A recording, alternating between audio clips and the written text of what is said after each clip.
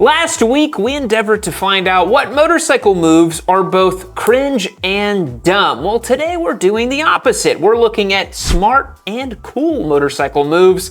Logan, I think riding a motorcycle is smart and cool. I mean, in general, but there's definitely some gray areas worth discussing. Possibly. So, in the first move we're looking at today, it's none other than wheelies. Now, wheelies are pretty cool, Logan. Every time you lift the front wheel, show the kids something cool, just float it out for miles and miles. It's not very smart, is it? It's not very smart, a lot of consequences. You know, you go down, you get run over by a pack of other motorcycles, maybe some four-wheelers, maybe an F-150. The potential disastrous outcomes are plentiful. Yes. I think this is one of those moves that you gotta really be sure you know how to wheelie really well before you decide to, as Logan said, do it in a big pack or anything like that. So, wheelies, we're gonna rate a 9 for cool, but a 2 for smart. It's gonna fall somewhere around here.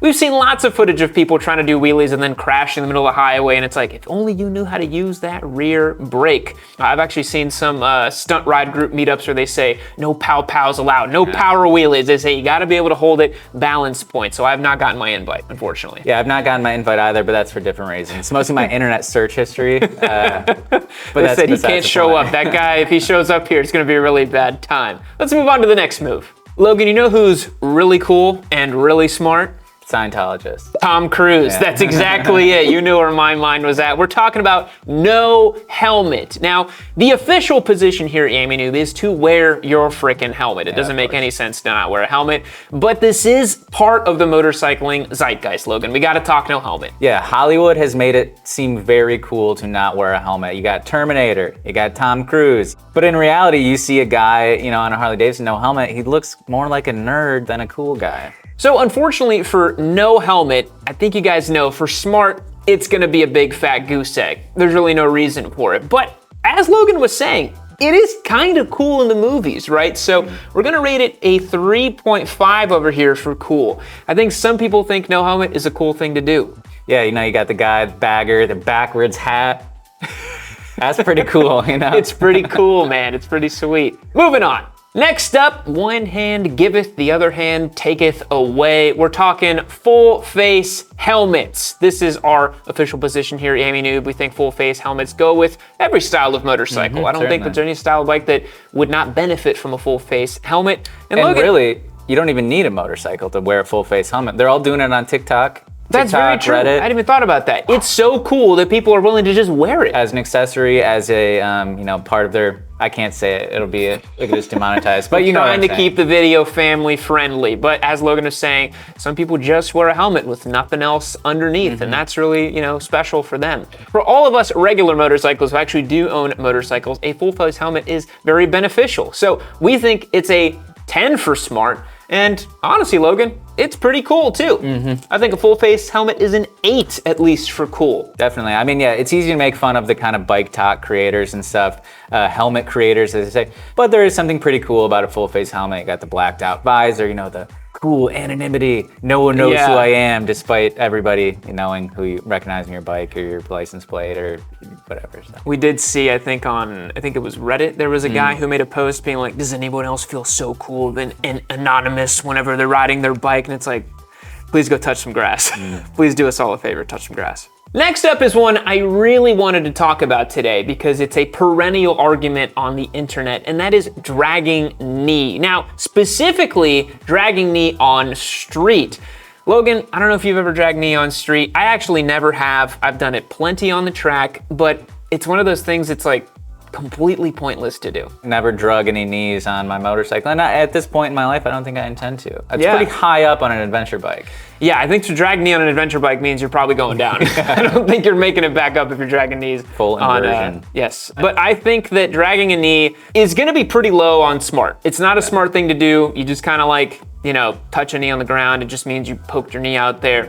But the number we put for this one actually confused me before we started because I remembered why I put it up so high. We listed it as a 6, which Logan said, that seems absurd. Why would you list it as a 6 for cool, but a 2 for smart? And I think it's because people perceive it to be cool. I don't think it's very cool because I know what it means to drag knee and go fast on track and stuff. I mean, do you think it's cool at all? I don't think it's cool at all. I think it's like when you're seeing a band play live, like a local band, there's like 6 people in the crowd and they're like, yeah, come on, Austin. And you're just like, who? Me? Are you talking to me? Like, it feels very performative and silly. And of course, you gotta let people have their fun and live in their imaginary worlds. But yeah, dragging you in the street at like 40 miles an hour in a roundabout or whatever is super lame to me. Yeah, but I'm again, the cynic, but there's a reason people keep doing it. Exactly. So it shows up on short form. People get the little sparky slider things. Please. Yeah. I don't think it's very cool, but I think given the fact that it gets lots of views on the internet and people who don't know much about riding think it looks really cool to lean a lot over and touch your knee on the ground. 6 for cool, 2 for smart. Moving on. Moving on naturally from the knee draggers, it is track days, something that I love doing, I think is a lot of fun. I think most people should try it if they want to feel the performance limits of their motorcycles. But Logan, I gotta admit, it's not very cool. Yeah, it's definitely relative. You know, it's cool to people in that scene, in that culture. Once you get kind of accustomed to the freedoms of riding on track, I'm sure it's very enjoyable. But for the layperson, for the average rider, it's sort of a foreign concept, right? Yeah. A lot of people don't even live anywhere near a track, and if they do, you know, you need a truck, a trailer, a full suit, the expenses. It is sort of this kind of fantasy world and for that reason, it has kind of cosplay energy. It's 100% a LARPing type of activity, for sure. I have to admit. You know, I'm a guy who's gone racing and I've gotten pretty fast on track, but I'm, you know, sensible enough to know that there's always somebody faster. Just because you're cutting up fast lap times doesn't mean anything. But there's a lot of guys that show up with like Repsol livery all over themselves. They're like, I'm Mark Marquez. It does kind of give that LARPing kind of energy. Sure. Yeah, so I think for the average street rider who's just enjoying life on their bike, they see somebody like that, they're like, that's not that cool. So it pains me to say it, but going to track days is merely a 4 for cool, but it is a smart thing to do because you don't have speeding tickets, you don't have the ability to crash into a telephone pole. So we're gonna rate it an 8 for smart, but 4 for cool. It does remind me of like, you know, divorced Corvette dad energy. Like he's like, yeah, my car's real fast. And you're like, yeah, oh my God. Yeah, like late night car meetups. I'm like, ooh, yeah, it does give that vibe. Yeah, for sure. Logan, next up is a topic that I think is near and dear to both of our hearts as burgeoning adventure dads trying to be the Sigma motorcycle riders in our community. That's luggage. Luggage is so useful. Logan, use your bike for all sorts of things. You're a motorcycle only kind of guy. Do you have big bags on your bike? I don't have big bags, but only because I'm too lazy to figure out like what racks I need to buy and then what bag, because I'm no way I'm going OEM. Like Honda's got enough of my money. I'm not buying OEM factory. How much are those? Have you even looked? I don't know, $1,200 probably or something for the whole kit. No, thanks. Barring that, I would totally get a full, huge luggage system. I just rock a tail bag.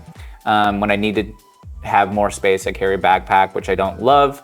Would you ever do the plank of wood and then like the 12 by 12 by 12 foot or inch box, the huge top box thing? I don't do much like in the way of human smuggling, so it's not really in my wheelhouse. He's seen the Facebook listings. He actually finds them and then he sends them to me, so I have to look at them too.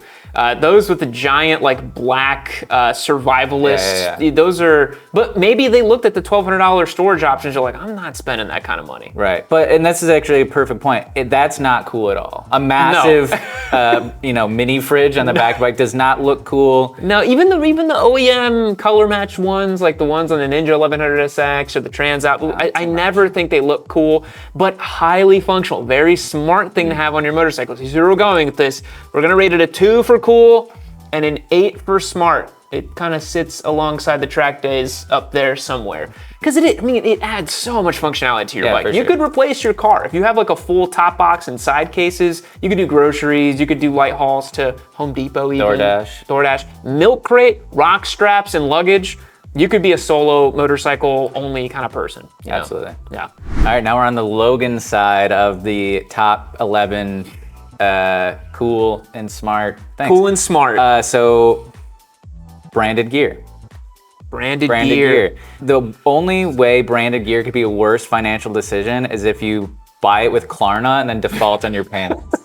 Because when someone's rocking branded gear, you know they just rolled it into their loan. 100%. If you're paying like 12% interest on a Harley Davidson 12% is helmet, the introductory rate. Nowadays, it's like 19, 25% of these people. Yeah, and if you're paying that interest payment on a KTM branded backpack or whatever, like crazy work. But people do that, and this is perhaps my own prejudice. If I see you on a brand new Ducati, for example, and it's got paper plates, and you've got Ducati leathers and Ducati helmet, Ducati boots, Ducati gloves, I'm like, you just rolled that into your loan, and I know exactly what you did. And that's a dumb move, and it's honestly not that cool. It's not cool at all.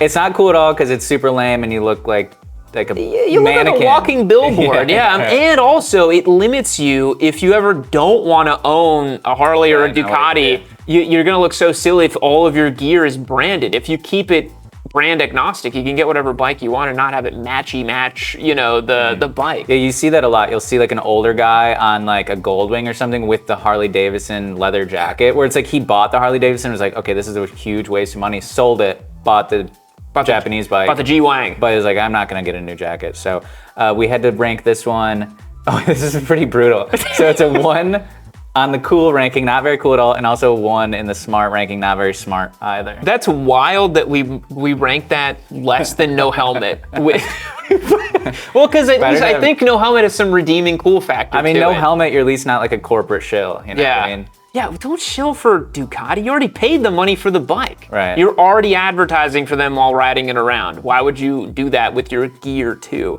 And then you always see these come up for sale. They're like, hardly used. Right. I mean, I wonder why it was hardly used. Right. I wonder why. So the next one I think is actually pretty cool, and that is using a bike for its unintended purpose. So as example, touring cross country on a Grom. I've seen those YouTube videos. That's sweet. It's cool. They're like 4,500 miles on a Honda Grom. That's crazy work. It's crazy. Cool. Camping with the sport bike, Touareg on track. You yourself have done it too. So thank you. Unintended purpose, I think it's pretty cool. Yeah, I love seeing bikes used for something they weren't designed for because it proves that it's the rider, not the bike. A lot of you out there going out there buying 200 horsepower super bikes when some dummy on a Touareg 660 passed you on the outside, right? As an example. But the other example I like too, R6 in the woods, right? Super sports doing jumps. There's something really cool about a bike doing what it's not supposed to do. Yeah, that one kid that took the Panigale like in the sand dunes or whatever. Yes, he put like paddle tires on it and like it was like raked out. I was like, all right, you're pretty sweet. So it ranks pretty high. Yeah, it ranks pretty high, cool, but it's not very smart. No, it's there not are very smart. better tools for the job, and you'll likely at some point end up with either a broken bike or a broken spirit. You know, if you just keep at it too long. So as an anecdote for this, when I got my Scrambler like 6 years ago, that was the first time I'd really started trying to ride off-road. Wrong tool for the job, right? 450-pound street bike with a big V-twin motor. That doesn't make any damn sense. When I first rode a dual sport bike, I was like, cheat code. Oh, this is so easy. Okay, even when I rode an adventure bike, I was like, oh, this is so much easier. So it's pretty dumb. So we rated it a 9 for cool, but a 2 for dumb. So it sits somewhere actually, I think near Wheelies. Somewhere actually, I think. There we go. Oh, okay. It's much cooler than that. Yeah, it's over here. Much like Wheelies. Cool, but dumb. Moving on. So we're likely to rustle some feathers with this one. Just pull the Band-Aid off. Full exhaust. Full exhaust. You might think we're gonna say, wow, 10 out of 10, cool and smart, so awesome. Because Yami Noob is just a dumb squid who loves everything fast. But again, it's all about the gray areas, right? A lot of the times a full exhaust system is really cool, you know? Shooting flames out of an inline 4 at 14,000 RPM. Pretty cool. That's cool. I double click that TikTok or however you like a thing. I don't know. But is it that cool? Not necessarily. It's impractical. It's loud. It gets pretty tiresome to have like a super loud straight piped motorcycle for daily use. And also not that smart. You know, you could 1, get a slip on, 2, just run it stock. It's a big burden. You gotta tune it, you gotta do all this stuff. Yeah, and I think also if you live in a place that has really stringent laws around that, you're always gonna be watching your back and making sure cops don't pull you over. Like I've seen videos in like Australia, like gets pulled over, it's like, right mate, that's gonna be another demerit, or however the they sound down there. And it's like they're just chopping off the bike and all these demerits or whatever. And yeah, so like, why would you want to live that way? Just, you know, maybe just have a stock system or save the full exhaust for your lame track day activities. So this one, Logan, what'd we rate it? Yeah, so it's 5 on the cool, which I think is pretty fair. It can be cool in its times, but it you know, sometimes it gets annoying or gets old. And then 3 for smart, just because It's expensive. You don't get that much out of it. Got to cover up the knee drag a little bit, but yeah, so it's sitting somewhere around there. Save the best for last. Save the best for last. So I may hold the tile, but this is a little bit your area of expertise. Why is this my area?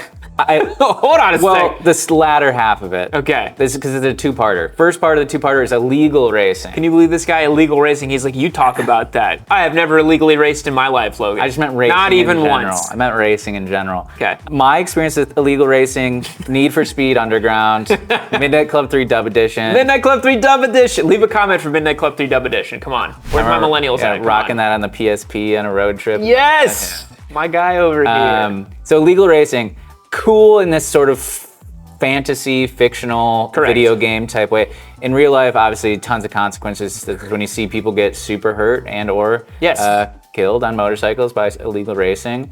And there are better places to do such activities. Yeah, I think with illegal racing, it's one of those things where like when nobody gets hurt, younger people tend to see that footage and think, oh wow, really cool, you know, and like you don't really think about what people are doing, especially on like crowded highways and stuff. You're like, why are you doing that? Wrong place, wrong time, you know, don't be doing that. I don't know if you've ever seen these things like the TX2K events or whatever.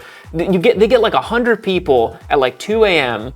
on like, you know, a major Texas highway, and they all go like racing. You know, for pinks or racing for your girl, Logan. I don't know if they actually race for each other's vehicles, but there's like I wouldn't say professional, but like sanction. Well, no, it's underground. Underground sanction stuff. Some of those I think are maybe at least a little smarter because they're trying to play it as safe as possible. Illegally racing is just dumb in general. Like, especially illegally racing strangers. Have you ever seen this? Like, you go to a red light. There's just some guy, and you're like, I'm gonna gun it. You're like, who the hell is this guy? I don't know. Yeah, you see that on like the Squid started on a leader bike YouTube channel where they like pull up next to like an old, like a 65-year-old man in like a stock Camaro, and then they're like, come on, race me, bro. Race me, bro. And it's like, dude, he wasn't racing. He was just in a fast relative car. Yeah. Ridiculous behavior. So definitely ranks pretty low on the smartness scale. The intelligence quotient is low. Well, we put it as a 2 for smart, but I don't think it's a 2. I think it's like a 1 or a 0. What do you think? I mean, you might lose life and limb, but at least you're not wasting all that money on track days and that type of thing. It's smart in a financially savvy way. Our video's coming to a close. He thinks he can just roast me like that. So maybe I think a 1.5 for smart. There really is almost no redeeming quality. But what about cool, Logan? I mean, we had it at 6. That feels really high, but I guess in a way, people think it's kind of cool, right? So like, I guess it finds its way over here. Illegal racing. I suppose it's kind of cool. I don't know. You let us know down below. I don't know. Teenagers think it's cool. Yeah, middle schoolers. Last but not least, Logan. This is more what I meant, leaning on your expertise in this. So now, legal racing. Club racing, legal racing, all that good stuff. And maybe to surprise of myself and maybe to the audience, you had more criticisms of legal racing than maybe I did. That's true, yeah. So I've dabbled in club racing. I ran a Ninja 400 in the Endurance Championship in CMRA. I sprint raced my Daytona a few times, several times actually. And, you know, the more I think about it, the more removed I am. I don't think it's that smart. You're risking a lot of life and limb for basically zero reward. There is no prize payout in CMRA unless you're doing like little, you know, sponsorships here and there, or what do they call it? Contingencies. You put the sticker on the side of the bike. So very risky for no reward. Already not very smart right there. It's, Logan, a ton of money. You know, you'll drop thousands of dollars over a race weekend between lodging, tires, race entry fees, all this stuff. Sometimes I wouldn't even want to look at my credit card statements. I'm like, yikes, I dropped a lot of money this weekend on racing. And I'm like, what do I really get for it? You know? Yeah, and I think in terms of, you know, hobbies for middle-aged people with disposable income, like there's other things you can do that are maybe less risky, less expensive. Pickleball, gambling that's huge right now. Gambling, DraftKings, MGM Sportsbook. Yeah, you know, we're open for business. Hit us up. Just kidding. We don't do sports betting here. So I think for smarts, for legal like club racing, it's a 5. Now in terms of cool, this one I struggled with a little bit because Logan, I think the people who do it think it's really cool. Like it's really cool to like, you know, go out there and like bang bars, get a P1 in racing. Bang bars, dude. Buy me dinner first. But the people who don't do it do not care at all. Yeah. Like if I were to tell you like, oh Logan, I got P2 in the race last weekend, man, this guy beat him right to the line. Do you care at all? No. I don't even know what that means. Yeah, you know what P2 is. What is second place? I don't understand what is this concept. That's what I don't know. you're saying? I only get golds, bro. Yeah, only get wins. So we're gonna rate it a 5 and a 5. We think it's kind of middle of the road. I know that might be weird coming from me who really likes racing, but I'm a realist, you know? And this is coming from years of experience talking to people about my motorcycling and my racing, and I see eyes glaze over as I talk about racing, you know? There's only a very specific subset of very young men that thinks anything like that is very cool, or a 50-year-old divorced guy with a chip on his shoulder. Yeah, I mean, and there's a reason like we saved the racing segment for the end of the video, right? Yeah, because it nukes retention. Yeah, because people just don't care because it's not cool. If you start talking about racing, people are like, oh, bring back the wheelies. Oh, what? Oh, he's talking about wheelies and racing again. Okay, cool. What about King of the Baggers? That's racing. That's cool. Everyone loves that. Oh, God. Don't get me started on King of the Baggers. Folks, that's going to wrap up our smart and cool diagram over here. Let us know if you agree with these moves, if you have anything that you think is peak smart or zero cool, if you have anything you think is peak cool but zero smart. I think we're on the gambit here, Logan. Yeah, we got a good mix this time. The only thing we missed, it seems, is something that is not cool at all and ultra smart. I know what it is. High vis gear. Yeah. I was thinking that too, actually. High vis gear. Get you a free one here at the end of the video. High vis. One of those like little turtle, what do they call the turtle things or whatever? The Helite turtle jacket. It's named something even stupid too, and it like tethers to the bike. Yeah. Smart, sure. Not cool. Not gonna wear it. Not gonna wear it. Just go ahead and hit me with that car. Just knock me out. Thanks so much for watching today's videos, boys. Appreciate it. Catch you in the next one. See you later.